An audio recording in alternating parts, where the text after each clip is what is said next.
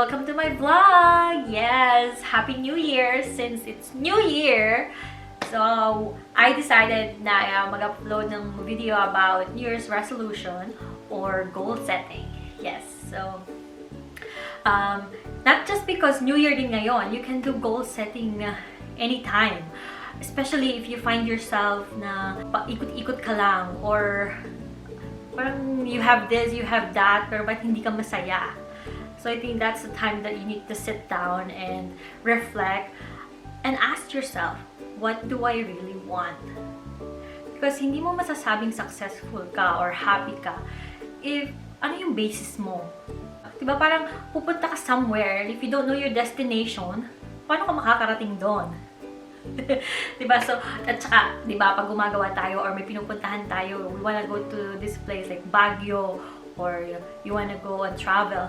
But we need to find that exact location, exact address. We're gonna plan our trip. Isusulat natin anong sasakyan, what should we bring, and yung mga ganon, di ba? And if we're able to do that, pag nagbabakasyon tayo or when we're taking trips, I think it's also important that you have to also plan your life. So kung hindi mo pa yung nagagawa or this is your first time na gawin and you don't know how to do it, so let me share with you itong napanood ko to sa video sa isang video sa YouTube. This is from Jim Rohn and this is his steps on how to set goals for yourself, your personal goals. So bibigyan ko lang din kayo ng mga tips or let's just use that as a guide, okay? So let's start. So what is goal setting?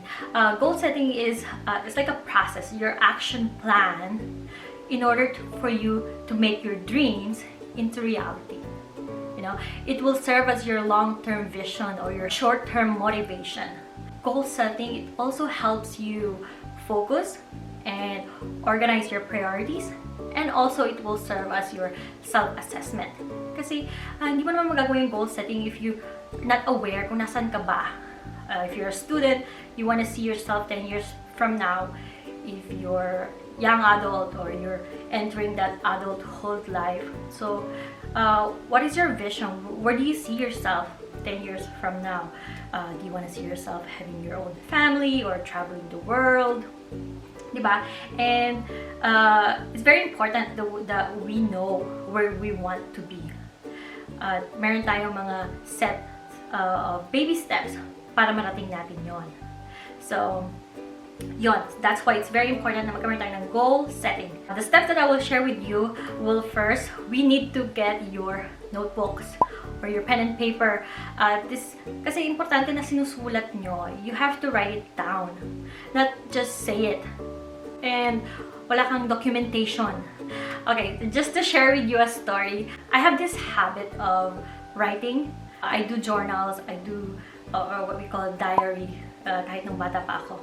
And usually my diary is all my emotions and my feelings.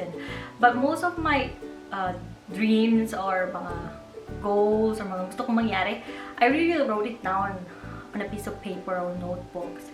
And I don't buy those mga expensive planner or good hardbound notebooks kasi I don't have a really good handwriting and I feel like sayang lang yung notebooks. So I'll just buy cheap notebooks. And this happened a few months ago where my cousin sent me a picture of a notebook na nare-remember ko yung notebook but I don't remember what I wrote inside that notebook. And she sent me the picture. And you know kung anong sinulat ko doon? I think this was 10-12 years ago. I still studying, finishing my nursing degree. And nilagay ko doon that I want to go to Canada. I want to work as a nurse. And I will earn $1,000 per week. Diba? Yun yung sinulat ko doon. And back then, wala lang, gusto ko lang talaga yung Canada. Not because I have families here. Kasi may mga families din naman ako sa US. It's just, Canada lang talaga yung naiisip ko na gusto kong puntahan na lugar. So, sinulat ko doon.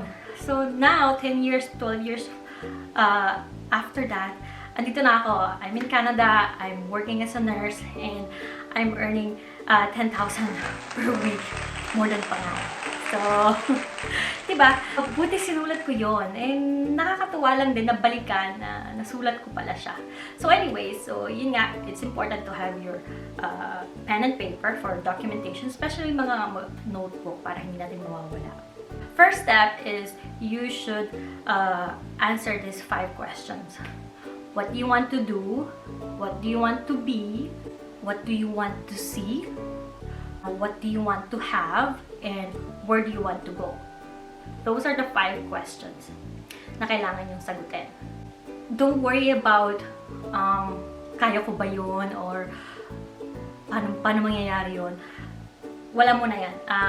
Forget about how you're gonna make it or if you can do it. Just think about it, and whatever comes into your mind, just write it down. And then on every 5 questions na yan na ma-answer mo, write as many as you can. Go with the flow, take your time. And then after that, second step is, on the opposite side, you will put how long do you think you will do it. Kasi diba, syempre sa goal setting, we need to follow the SMART, or it should be specific, measurable, attainable, relevant, or realistic, and then we need to have time bound, time frame. So if you think that you're able to attain that goal in the span of a year, or if you think it will take you 3 years from now, 5 years from now, or 10 years, put it on the side. Okay?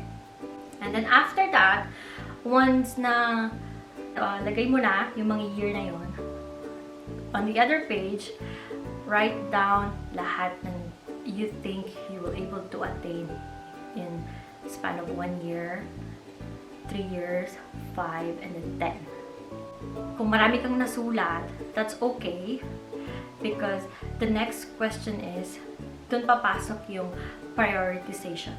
So, just focus on 3 or 4 goals. If you want to start on the long-term goals, on your 10-year, that's okay. If you want to focus on your goal for a year, and for sure that goal will lead you to your long-term goals. For example, you want to have a car. Okay, I want to have like a Lexus or BMW. You're not gonna put that on your first year if you know yourself na wala ka naman palang trabaho.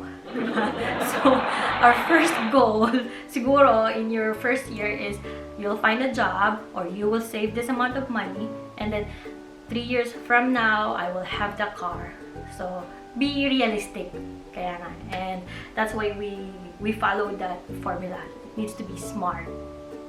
So, pag nalagay mo na which you think is your top 3 or top 4 goals, then at the bottom, you describe, you visualize it. You visualize your goals, and you write down the detailed description of what you want, or what does that goals look like. For example, the car. So if you want a BMW, is it white? Is it red? What's the interior? Yung mga ganon. And then after that, why do you want to have that? Or why do you want to do that? Why do you want to see that? So it's very important to ask why. Bakit? Hindi basta lang. Gusto ko lang.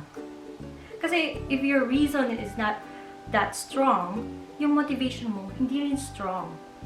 So, kung hindi mo maisip kung bakit, then go back to your list and pumili ka ulit ng isa pang goal. Kasi maybe yung goal na akala mo, hindi pala yun. So, dito papasok yung prioritization.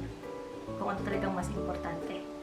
And then after that, once na sulat mo na yung first year, 3 years from now, 5 years from now, and 10 years from now, then you will write it down. You can copy that on a small notebook kasi mas kompleto na. And then that small notebook, you read it. You have to review. You have to read it. Ang advice nga nila, read it before you go to bed and once you wake up. But if you can't do that, you can also read it once a week. Kasi it's a guide, diba? And you can check your progress. Are we in line on those goals? Nagagawa ba natin? And hindi naman talaga perfect, but at least if you have that notebook and you can read it, then marirealize mo or magiging aware ka ulit, diba? ba? So, yun. Kagaya nga ng sinabi ko, di ba, dun sa aking story, na hindi ko, that time, nung sinulat ko yun, hindi ko alam kung $1,000 per week. That's big amount of money kung iisipin ko. But I don't care. I just wrote it down. And look, hindi ko na inisip kung paano ko siya gagawin. Basta yun ang gusto ko. And I was so clear to myself that that's what I want. Kaya ngayon na nandito ako sa Canada, I'm working, I'm happy. I think I can say to myself that I'm successful in that part ng buhay ko.